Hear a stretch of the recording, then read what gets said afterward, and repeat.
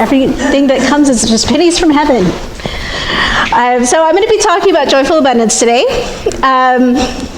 It's great to be here, as you all probably know. I love this place. I love coming to see you all.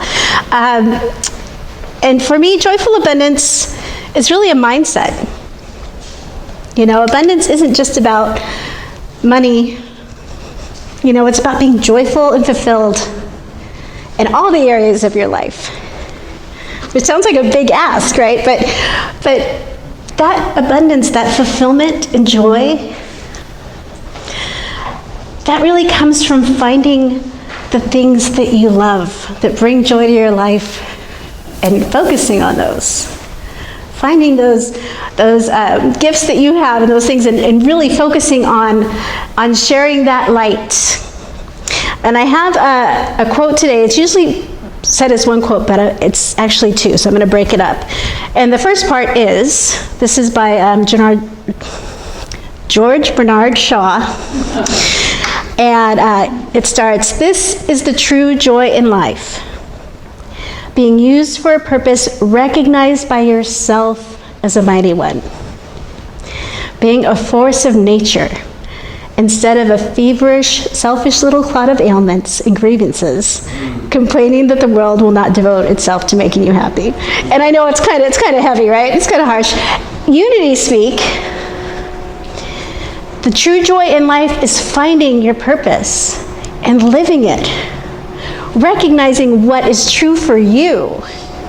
It says being used for a purpose recognized by yourself as a mighty one. So finding that thing that is yours and living it.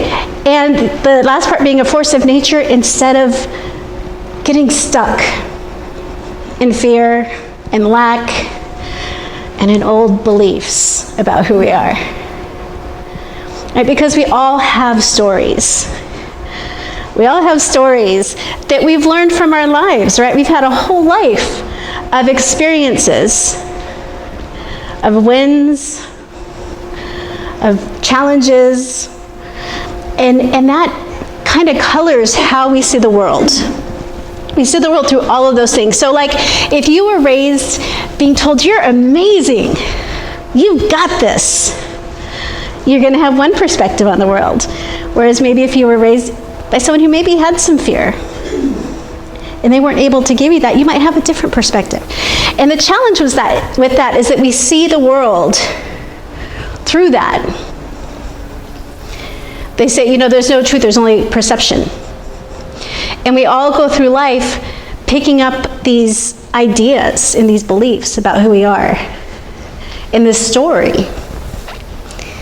Like, you know, if you tell yourself your whole life, "I'm really bad at math," that's a belief you carry. And those beliefs hold us back, because what we believe, what we hold in our mind, we create in our lives, right?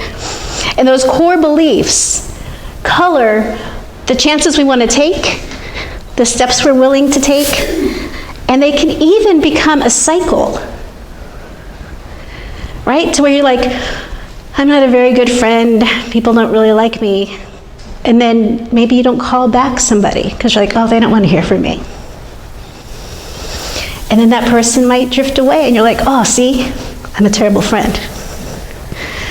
Whereas if you're coming from it like, "I'm a good friend, people want to hear from me," you're going to call people, right? You're going to make that effort and you're going to build those relationships. So these beliefs manifest in our lives, and they shift how we see things and how we react to the world around us. And I have a story about this. It's a Buddhist story. It's the parable of the lost son.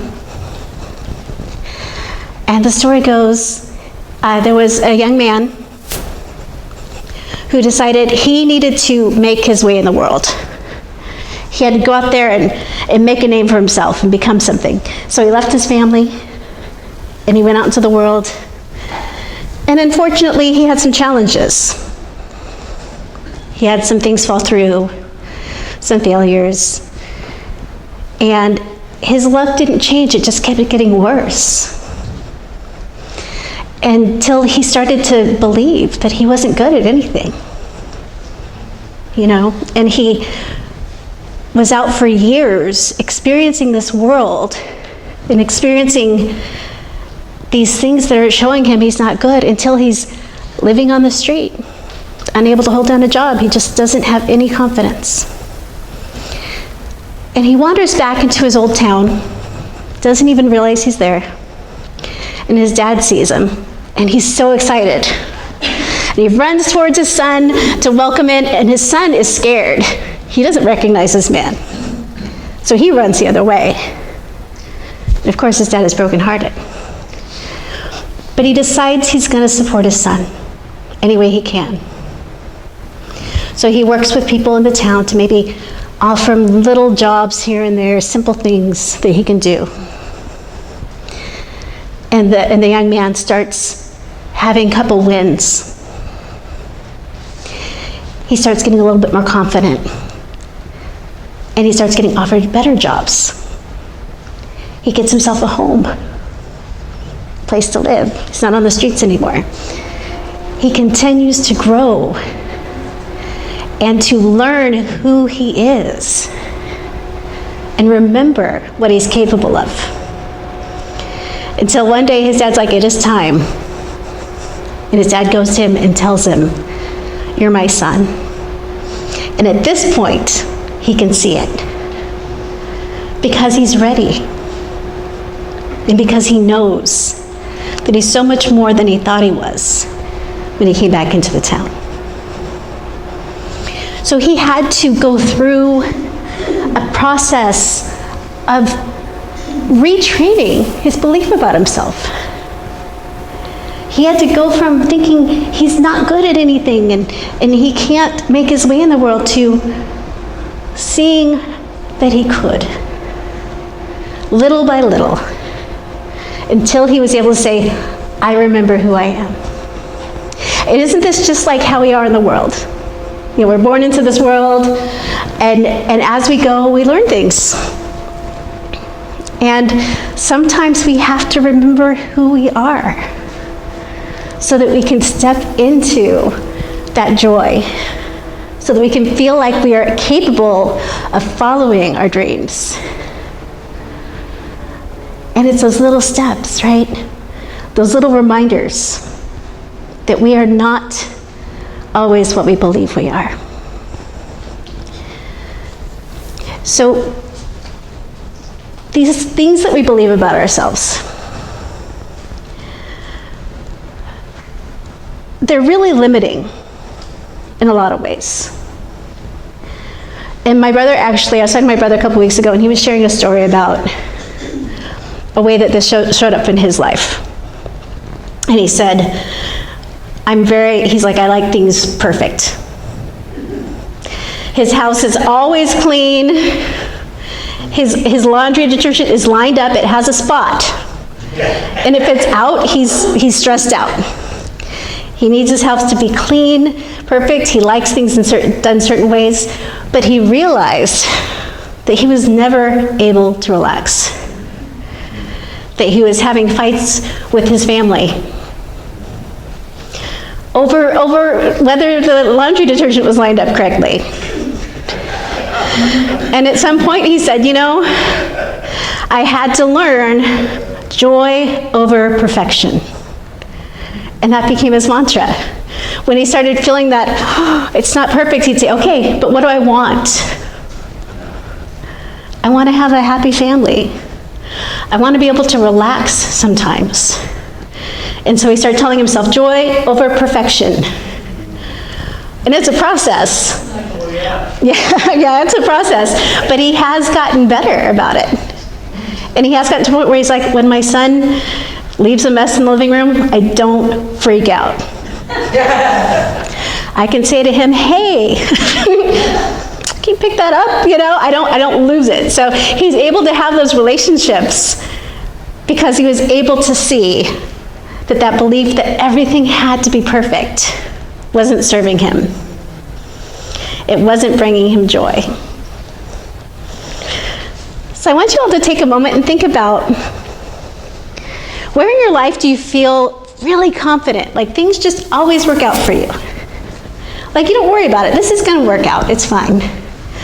One of those places. Take a moment and just think about those parts of your life.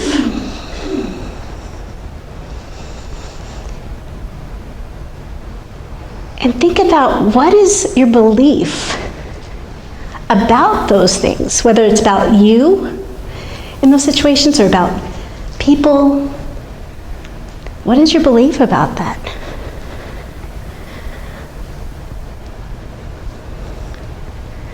For instance, maybe you've never had a problem making friends, and you believe, I'm a good friend. People like me. Or maybe you've always been good with money. And you know what? I'm really good in managing my money. I'm very, very good at that, And you have that belief. Or money's easy. I had an aunt who used to say to me, oh, money's easy. And she always had money. And I'm like, I never got it, but that's amazing, right? I had a friend who is this tall, gorgeous, successful woman, beautiful, who had a lot of challenges with love. But man, she was amazing with business. She could create anything business-wise. She just had this gift and she believed in herself. But she didn't really believe in herself about relationships. And she really struggled there, which blows me away because, gorgeous woman. But this is the thing, we all have different things that are really unique to us, right? What are those beliefs that we're holding about ourselves? So I want you to take a minute, and I want you to think about what are the things in your life you are challenged by that come up over and over again that maybe don't come as easily to you.